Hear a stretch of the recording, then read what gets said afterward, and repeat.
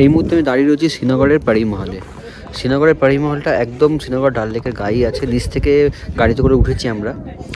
পাড়ি মহলের জায়গাটা জাস্ট চারিদিকে দেখুন, এখানে একটা ফ্লোর ওয়াইজ রয়েছে, এখানে ফটো তোলার জন্য খুব সুন্দর জায়গা, বাগান গার্ড। এখানে মোটামুটি নিচ থেকে যদি দেখাই আমি, নিচে দেখুন একটা ফ্লোর, তারপরে সিঁড়িতে করে এসে আরেকটা ফ্লোর, তারপর আমি এখন যেখানটা আছে সেটা একটা ফ্লোর।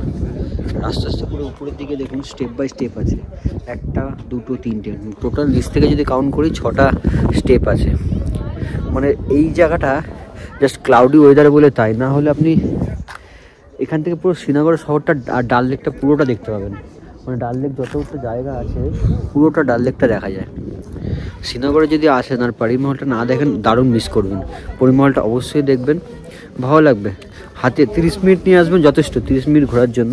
এখানে কাশ্মীরি ড্রেস মানে ভাড়া পাওয়া যায়, ড্রেস নিয়ে আপনারা ছবি তুলতে পারেন। আমি একবার আপনাকে পাড়ি মহলটা ভালো করে চারিদিকটা দেখিয়ে দিই।